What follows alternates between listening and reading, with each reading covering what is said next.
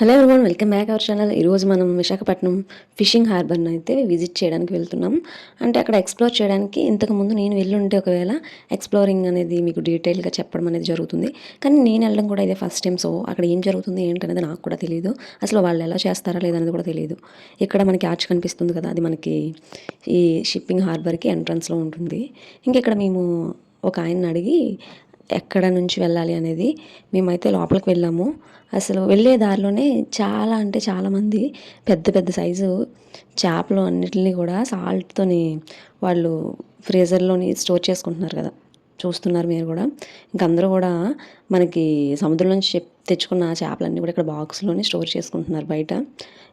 లోపల అనేది ఇక్కడ సముద్రం దగ్గర చేపలు చాలామంది ఆడవాళ్ళు కూడా అమ్ముతున్నారు. అవి ప్రైజ్లు ఏంటో కూడా తెలియదు మనకి. ఇప్పుడు అవన్నీ కూడా మీకు చూపిస్తాను.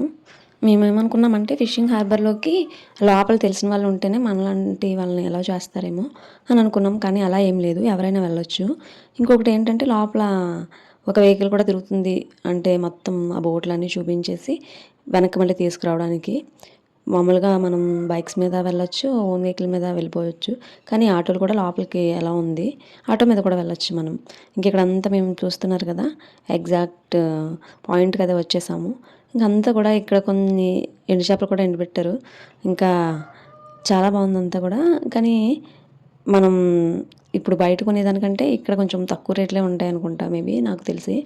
నేనైతే ఇక్కడ అడగడం కూడా చేయలేదు, ఎందుకంటే ఈరోజు అసలు కొనే థాట్ లేదు. అందుకని చెప్పేసి వాటి ప్రైజెస్ అవి కూడా నేను అడగలేదు. జస్ట్ ఎలా ఉంటుంది అని చూడడానికి అయితే వచ్చాము. ఇక్కడ అన్నీ కూడా చూస్తున్నారు కదా, బోట్లు అన్నీ కూడా వరుసగా పెట్టుకుని ఉన్నారు. మనకి ఇక్కడ బోట్ విజిటింగ్ కూడా తీసుకెళ్తారంట. పర్సన్కి వచ్చి 200. మమ్మల్ని అడిగారు ఒక ఆయన వచ్చి, బోట్ విజిట్కి రండి అంటే సముద్రం కొంచెం దూరం తీసుకెళ్ళి మనకి తీసుకొచ్చేస్తారంట వెనక్కి. నాకు భయం వేసింది, వద్దులే అనేసి చెప్పాను. ఇక్కడ ఒక ఫ్యామిలీ అయితే వెళ్తున్నారు విజిటింగ్కి, వాళ్ళు రెడీ చేస్తున్నారు బోట్ దానికోసం అని చెప్పేసి. చాలామంది అయితే ఇక్కడికి వచ్చి కొనుక్కుంటున్నారు. పచ్చివి కొనుక్కుంటున్నారు, చేపలు ఎండబెట్టినవి కూడా కొనుక్కుంటున్నారు. మేబీ తక్కువ రేట్ అయ్యి ఉండొచ్చు. నేను అడగలేదు. నెక్స్ట్ టైం అయితే అవి ఓన్లీ ఫిష్ అక్కడ మార్కెటింగ్ మాత్రమే వీడియో చేద్దామని చెప్పేసి. అంటే ఫస్ట్ టైం కదా మనకి ఇదంతా, అందుకని చెప్పేసి జస్ట్ ఇది ఎలా ఉంటుంది అనేది మాత్రమే నేను వీడియో తీశాను. మనకి దూరం నుంచి పెద్ద పెద్ద క్రైన్స్లా కనిపిస్తున్నాయి కదా, అవన్నీ కూడా మనకి పెద్ద పెద్ద బోట్లు వస్తాయి కదా మనకి, షిప్లు. అక్కడ లగేజ్ అంతా తీసే ప్రాసెస్ అనుకుంటుంది అంతా కూడాను. ఇక్కడైతే చిన్న బోట్లు ఉన్నాయి. చాలా బాగుంది ఇక్కడైతే. మొత్తం మనం ఇప్పుడు సినిమాలో చూస్తాం కదా, అదంతా కూడా ఇక్కడ రియల్గా చూడడం అనమాట ఫస్ట్ టైం నేను.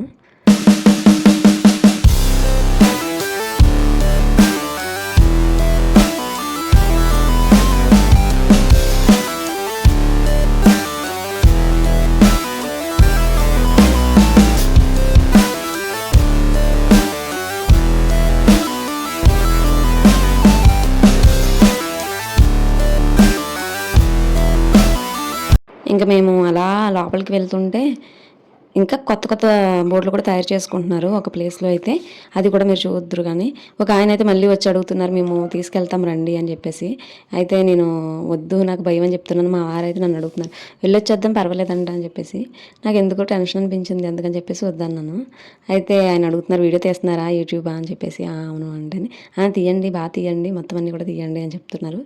చాలా ఫ్రెండ్లీగా మాట్లాడారనమాట ఆయన. అసలు మనం తెలియకపోయినా సరే ఆయన చెప్తున్నారు, అంటే మరీ లోపలికి తీసుకెళ్ళాం, ఇలా చుట్టూ తీసుకెళ్ళేసి తీసుకొస్తామని చెప్పేసి. మేమైతే ఆ ఎదరికి కూడా కొంచెం ఎదరికి బోట్లు కొత్తగా తయారు చేసే దగ్గరికి వెళ్తున్నాం ఇప్పుడు. ఇక్కడైతే చిన్న చిన్న బోట్లు ఉన్నాయి, చూస్తున్నారు కదా. ఇవి చాలా చిన్నగా ఉన్నాయి, క్యూట్గా బాగున్నాయి ఇవి.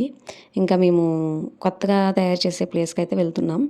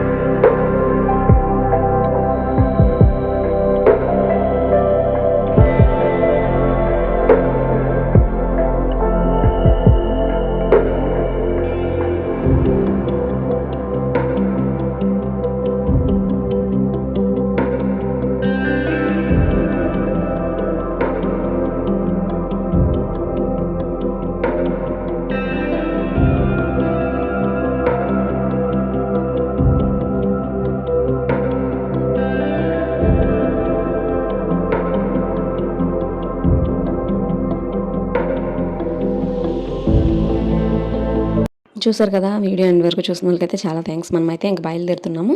బయలుదేరుతుంటే దారి మధ్యలో మనకి ఫిషర్మ్యాన్స్ ఉండే ఏరియా అంతా కూడాను ఇది. ఇక్కడైతే ఏదో పండగ అవుతుంది. వీడియో నచ్చితే లైక్ చేయండి. ఫస్ట్ టైం మన ఛానల్ చూస్తున్న వాళ్ళు సబ్స్క్రైబ్ చేసుకోవడం మర్చిపోవద్దు.